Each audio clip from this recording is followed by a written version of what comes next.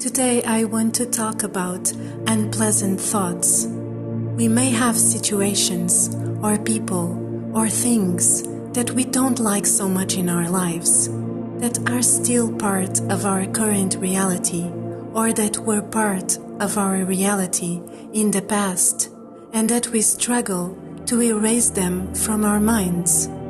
We may think that some thoughts are more difficult to stop thinking than others, but in the end, they are all the same. They are all thoughts.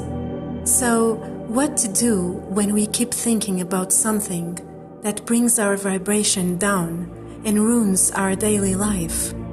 I am about to give you the key to unlock and to transform all of your thoughts, good or bad, into something helpful and productive. Instead of pushing away our thoughts, or trying to ignore them, or reacting at them, we embrace them all, and we let go of any judgment about any of those thoughts. Then all we have to do is to transform each of them, one at a time, into fuel for our expansion and progress. I give you an example. Let's say that I am thinking about a great friend of mine that I love very much. As I'm thinking these thoughts, I can feel the joy of having such a blessing in my life, and so I intensify those feelings by appreciating my friend even more in my imagination, by thinking of the great abilities that they have, or of the great things that they particularly bring into my life. Easy, right? Now, let's imagine that I am thinking about a friend that I used to have, or that I still have, that I don't like, or that I didn't like. This seems harder, right? But it is exactly the same. If I manage to skip the judging part of labeling the situation as good or bad, which sometimes only brings more pain and attachment, I can focus on how that person contributed to my progress and expansion. So, for example, I may think that the fact that they are gone is a blessing because now I feel free, or that because of them being the way they are, it shows me how much I appreciate the opposite qualities in other people. And then I focus on the people who have those qualities, and I find ways to feel grateful for having them in my life. Instead of judging and keep on thinking how bad that person was or is, and attracting more and more thoughts with the same vibrational level, we just feel the thought in order to identify its level of frequency, and we immediately follow what makes us happier. You see how this works?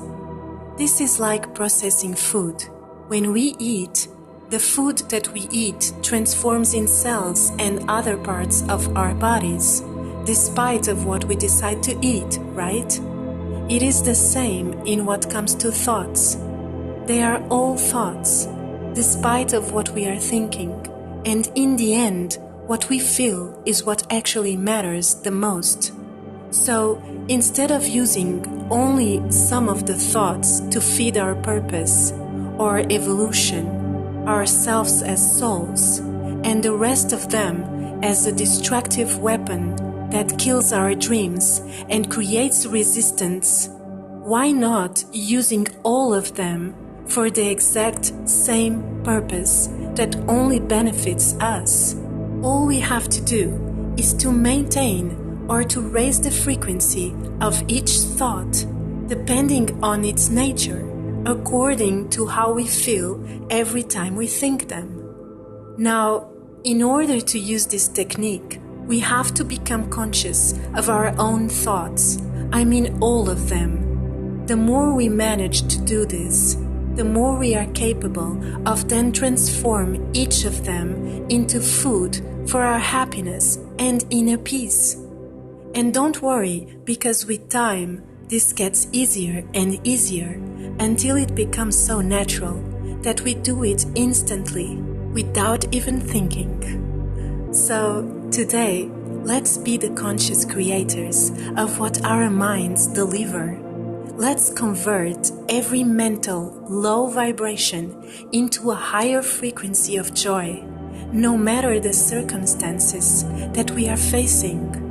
Let's focus on our main goal, which is to manifest our dreams into this dimension, to create the life that we want and deserve, to smile, to feel good and safe in our skin, to be our best version, to elevate ourselves and to step into the beauty of our unlimited power to create our reality.